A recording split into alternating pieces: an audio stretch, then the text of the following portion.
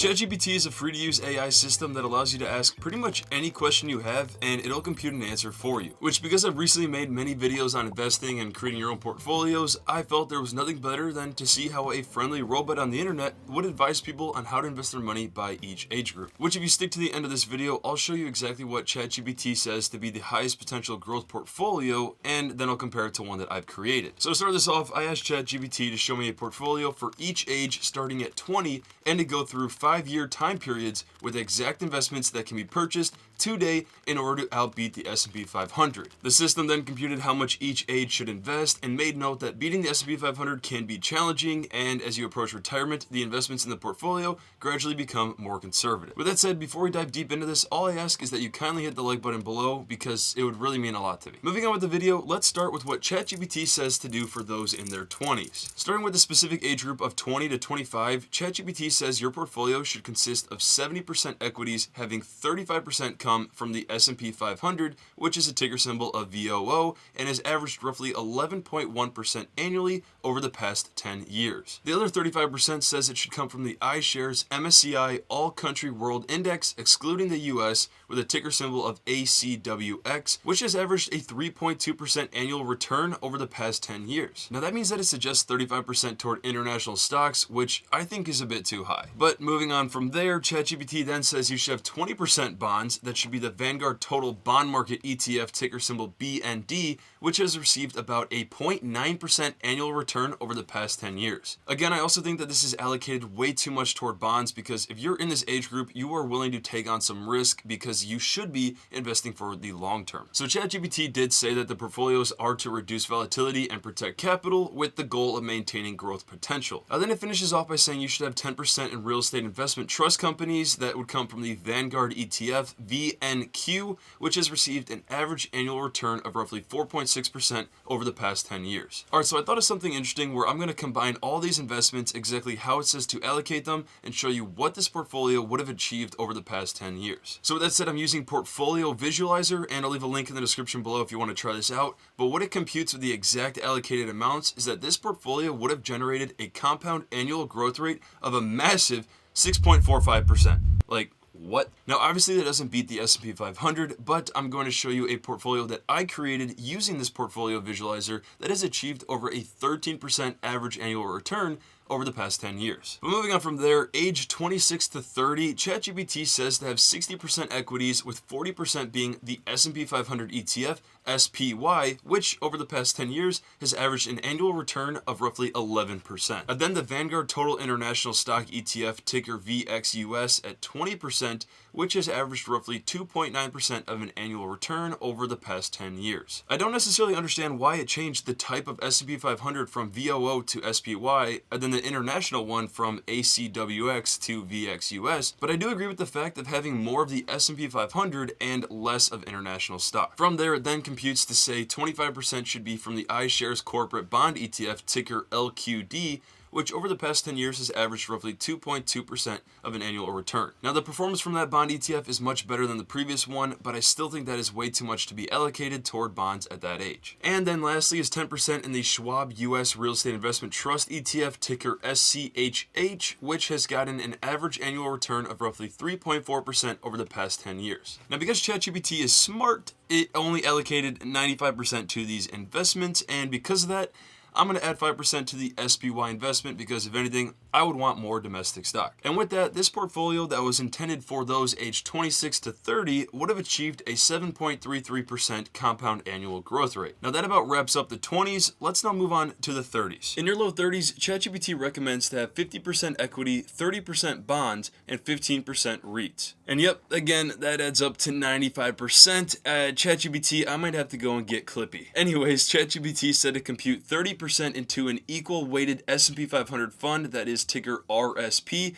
Not sure exactly where this one came from or why they have an equal weighted, but that fund has averaged roughly 9.3% over the past 10 years. Then it says to have 20% of the iShares Core MSCI EAFE ETF, ticker IEFA, which seeks to track large, mid, and small cap developed stocks, excluding the US and Canada, which has averaged an annual return of roughly 4% over the past 10 years. After that is the iShares 7 to 10 year Treasury Bond ETF IEF that contains 30% of the portfolio, which this ETF has averaged roughly 0.7% per year over the past 10 years. And then to finish it off, the iShares Global REIT ETF, ticker REET, at 15%. This fund was created in 2014 and has since then averaged an annual return of 2.2%. Personally, I'm not a fan of many of these investments, but if you take all that and add 5% into that equal weighted S&P 500 fund, this over the past 10 years would have averaged 3.97%. Please, if all I have to ask besides you hitting that like and subscribe button, just definitely don't do this portfolio. Alright, so now let's move on to the upper 30s, and hopefully it's a lot better. For that, we have 45% equities, 35% bonds, and 20% REITs. The first being the SPDR S&P 500 Growth ETF, ticker SPYG, at 25% of the portfolio,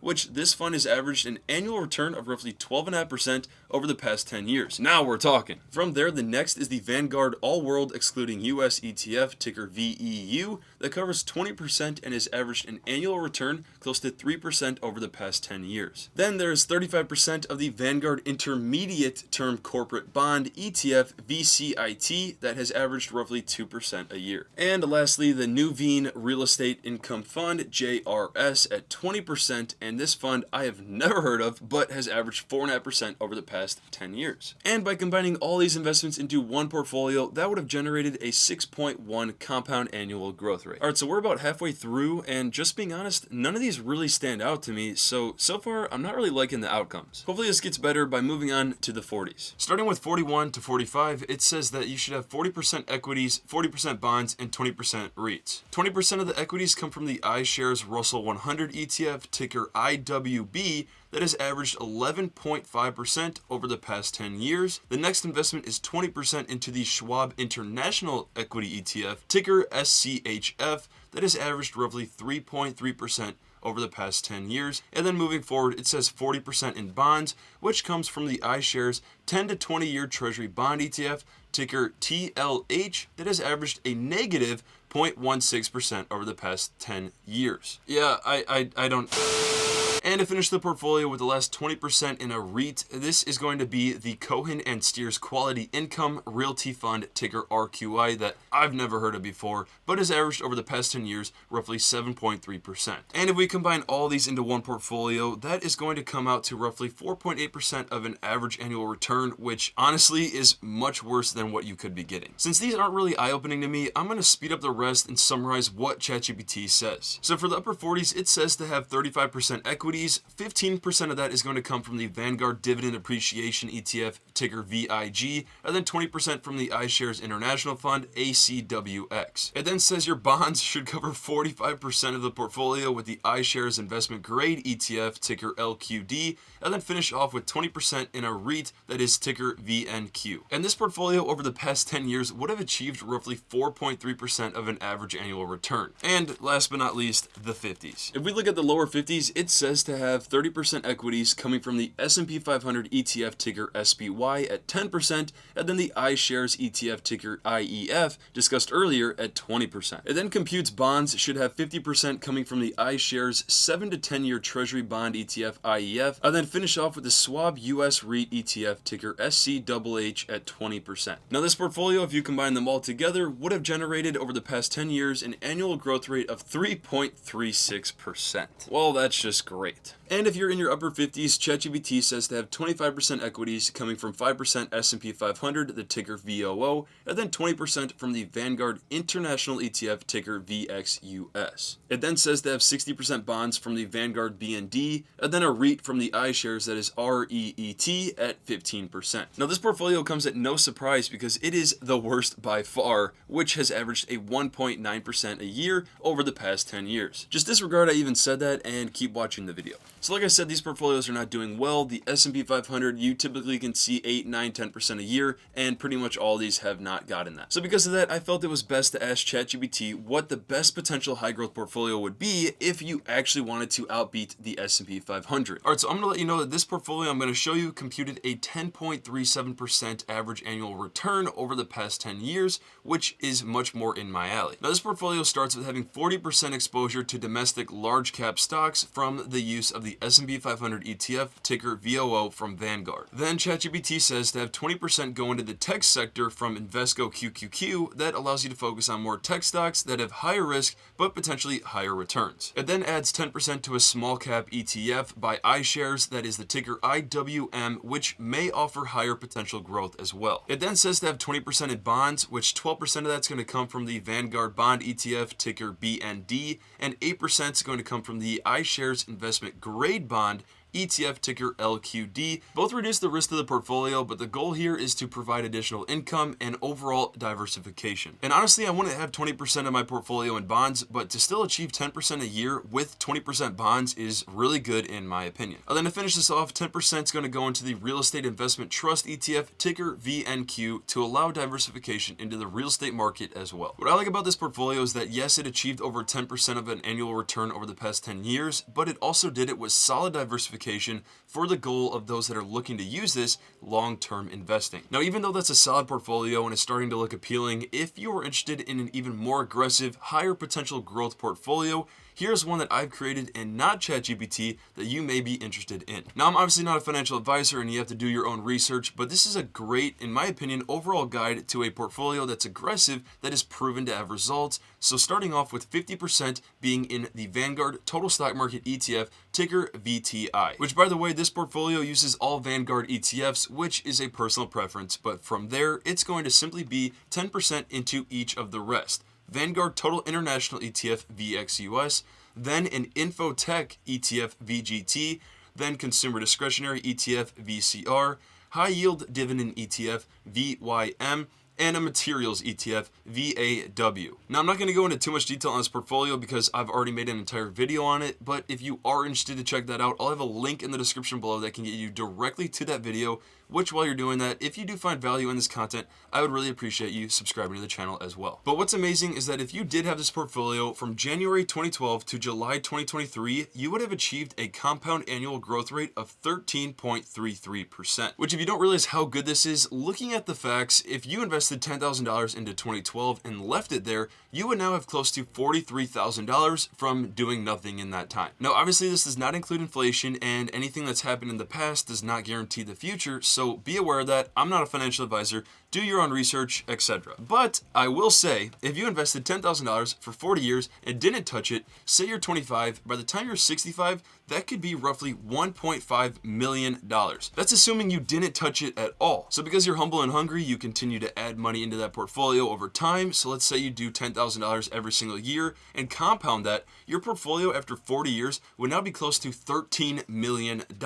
Now that is assuming you were to achieve that rate, which is better than the S&P 500 and very difficult to do. Now, I've made many other videos on YouTube that are relevant to this type of content that I think you could really benefit from, so I'll leave those relevant videos linked in the description below for you to check out and see some options. But did you notice how none of the portfolios I showed you had individual stocks, which I do own some, but I think it's wise to have primarily index funds so you don't rely on the performance of one individual company to make or break your portfolio. And I say that because what I've noticed over my years of investing is that if you want to build this true investment portfolio to build wealth over time, your goal needs to be to not lose money. If you view it as to make the most amount of money, get it as quick as you can, you're going to be wildly aggressive and have a high risk of not actually doing as well as you ever thought. So of the portfolios ChatGPT computed, which I am not a fan of any of them truthfully, I will say the thing I do like about them is they all have index funds. Now, if you are someone that thinks that you can get all these individual companies and that you can get extreme returns and build all this wealth in only a few years, here's a quote that I'm going to show you from Ray Dalio that is probably one of my favorite when it comes to this. For those that don't know, Ray Dalio is a billionaire investor and hedge fund manager who says, quote unquote, that competing in the markets is more difficult than competing in the Olympics. If you really think about it, you'll realize that only the top ones with all the training, time, research, and money have the ability to truly exceed with individual stock picking in the markets, in my opinion, at least for the most part. Personally, I've spent a lot of time in my previous years researching companies and looking into ones that could give me extremely high returns, which in the end, I'll be completely honest, did not give me the returns I wanted. And if I just had an S&P 500 index fund, I would have actually had done better and not wasted a lot of my time. Which I will say the greatest thing that came out of that experience for me is the ability to make much wiser decisions with my investments. And if you want to check that out, you can see my entire portfolio and how I allocate all of my investments through my private newsletter, which I'll have a link in the description below if you want to check that out. So to finish this off, understand that everybody is different. Warren Buffett advises investors to have 90% in the S&P 500, where Ray Dalio is known for his public all-weather portfolio to minimize any chance of losing money. Both are legendary investors that have built billions of dollars from investing, and yet they still advise completely different ways to approach the system. With that said, don't forget to check out my other videos that are related to this type of content, and even my free guides that I have for you that are linked in the description below of this video. And as always, if you found value in this content, don't forget to hit the like, subscribe, and notifications button for future Money Talk content like this.